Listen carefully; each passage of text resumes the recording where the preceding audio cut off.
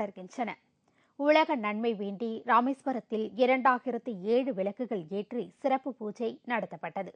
ராமேஸ்வரம் அருள்மிகு ராமநாத சுவாமி திருக்கோயிலில் நடைபெற்ற இந்த கூட்டு பிரார்த்தனையில் ராமநாதபுரம், தூத்துக்குடி, புதுக்கோட்டை உள்ளிட்ட 5 மாவட்டங்களில் இருந்து ஆயிரக்கணக்கான பக்தர்கள் கலந்து கொண்டு விளக்குகள் ஏற்றி சிறப்பு வழிபாடு நடத்தினர். இதேபோல் நாகை மாவட்டம் திருவிடைக்கழி அருள்மிகு முருகன் கோவிலுக்கு ஆயிரக்கணக்கான பக்தர்கள் பால்குடம் மற்றும் காவடி ஏந்தி பாத யாத்திரையாக வந்து நேர்த்திக்கடன் செய்து பக்தி பரவசத்துடன் வழிபட்டனர்.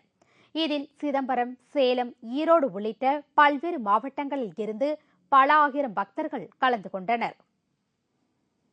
பொள்ளாச்சியில் நார் தொழிற்சாலை ஒன்றில் ஏற்பட்ட தீ விபத்தில் 30 லட்சம் ரூபாய் மதிப்புள்ள பொருட்கள் எரிந்து சாம்பலானது. பொள்ளாச்சியை அடுத்துள்ள அம்பாராம்பாளையத்தில் பழனிசாமி என்பவருக்கு சொந்தமான தேங்காய் நார் தொழிற்சாலை உள்ளது. இத்தொழிற்சாலையில் திடீரென்று தீ விபத்து ஏற்பட்டது. இதில் 30 லட்சம் ரூபாய் மதிப்புள்ள தேங்காய் நார்கள் மற்றும் மட்டைகள் எரிந்து சாம்பலானது. வேகமாக வீசிய காற்று காரணமாக அருகில் இருந்த கடைகளுக்கும் தீ பரவி அவற்றிலிருந்து பொருட்களும் தீயில் கருகி சேதமடைந்தன. திடீர்னு தீ பிடிச்சிருச்சு மட்டமில்லை. அந்த மட்டமில்லில் தீ பிடிச்சது ஏற்கனவே மட்டை குடோனில் மஞ்சி ஸ்டாக் வச்சுருந்துருக்காரு. ஒரு 10-15 லோடு இருக்கும். அதுபோக ஒர்க் ஷாப் இருக்குது. அந்த ஒர்க் ஷாப் பக்கத்தில் அரிசி கடை இருக்குது. இது எல்லாம் மணிக்கு தீ பிடிச்சிருச்சுங்க. தீ பிடிச்சதுக்கான காரணம் என்னன்னு தெரியல. சுமார் அதனுடைய சேத மதிப்பு ஒரு 25 லட்சம் அல்லது 30 லட்சம் இருக்கலாம்.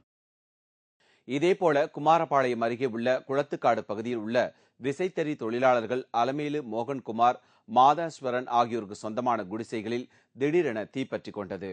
இந்த தீ விபத்தில் 4 குடிசைகள் எரிந்து நாசமடைந்தன.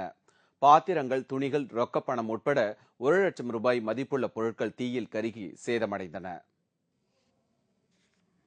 சென்னை எண்ணூரில் உள்ள ஒரு தனியார் வாகன நிறுவனத்தின் சேஸ் வாகன ஓட்டுநர்கள் வேலைநிறுத்த போராட்டத்தில் ஈடுபட்டுள்ளதால் உற்பத்தி செய்யப்பட்ட வாகனங்களை அனுப்புவதில் சிக்கல் ஏற்பட்டுள்ளது.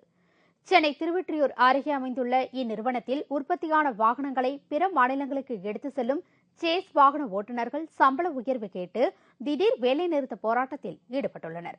வேலையை நிரந்தரம் செய்ய வலியுறுத்தியும் தினக்கூலியை 600 ரூபாயாக உயர்த்த கோரியும் இந்த வேலைநிறுத்த போராட்டத்தை அவர்கள் தொடங்கியுள்ளனர். இந்திய மாநிலம் ஊராமும் எடுத்துச் செல்லக்கூடிய 1000 தொழிலாளர்கள் தங்களுடைய ஊதிய உயர்வுக்காக நிர்வாகத்தோடு பேச்சுவார்த்தை நடத்தி கொண்டிருக்கின்றோம். இந்த பேச்சுவார்த்தையில் நிர்வாகம் 175 ரூபாய் மட்டுமே எங்களால் கொடுக்க முடியும், அதற்கு மேல் கொடுக்க முடியாது என்று அடம்பிடிக்கின்றார்கள். எங்களுடைய கோரிக்கை 600 ரூபாய் சம்பளம் வேண்டும் என்று. இதனால் அந்நிறுவனத்தில் உற்பத்தியான வாகனங்கள் பிற மாநிலங்களுக்கு அனுப்ப முடியாமல் தேங்கியுள்ளன. இந்நிறுவனத்திற்கு பல கோடி ரூபாய் இழப்பு ஏற்படும் நிலை ஏற்பட்டுள்ளது. கன்னியாகுமரி மாவட்டம் பத்மநாபபுரம் அரண்மனையில் இருந்து நவராத்திரியை முன்னிட்டு ஊர்வலமாக எடுத்து வரப்பட்ட சுவாமி சிலைகளுக்கு களியக்காவிளையில் கேரள அரசு சார்பில் வரவேற்பு அளிக்கப்பட்டது. நவராத்திரி பூஜை தொடங்கவிருப்பதை முன்னிட்டு குமரி மாவட்டம் பத்மநாபபுரம் அரண்மனையில் இருந்து சுவாமி சிலைகளை ஊர்வலமாக திருவனந்தபுரத்தில் உள்ள பத்மநாப சுவாமி கோவிலுக்கு எடுத்துச் செல்லும் நிகழ்ச்சி நடைபெற்றது. இந்த ஊர்வலம் கேரள எல்லையான களியக்காவிளைக்கு வந்து சேர்ந்ததும் அங்கு சுவாமி சிலைகளுக்கு கேரள அரசு சார்பில் வரவேற்பு அளிக்கப்பட்டது.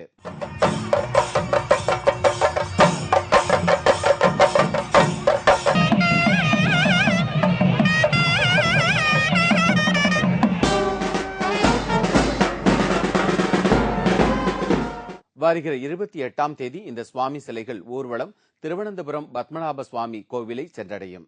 பின்னர் கோவிலில் நடைபெறும் நவராத்திரி பூஜையில் சிலைகள் வைக்கப்படும்.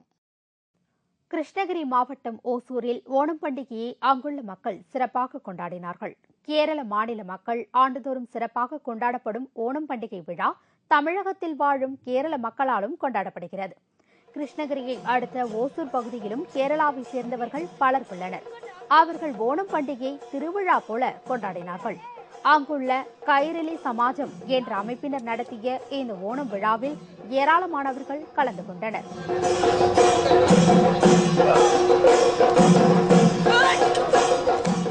ஓணத்தை முன்னிட்டு பெண்கள் மலர்களை வைத்து அத்தப்பூ கோலம் வரைந்திருந்தனர். வனம் மற்றும் வன விலங்குகளை பாதுகாப்பதற்காக மக்களிடையே விழிப்புணர்வு ஏற்படுத்த பொள்ளாச்சியில் ஓவியப் போட்டி நடைபெற்றது.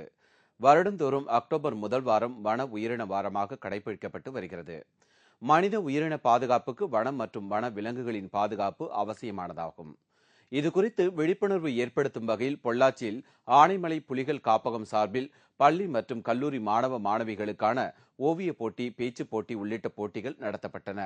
இதில் நூற்றுக்கணக்கான மாணவ மாணவிகள் கலந்து கொண்டு சுற்றுச்சூழல், இயற்கை வளம் காத்தல், பல உயிரினம் உட்பட பல்வேறு தலைப்புகளில் ஓவியங்களை வரைந்து தங்கள் திறமைகளை வெளிப்படுத்தினர்.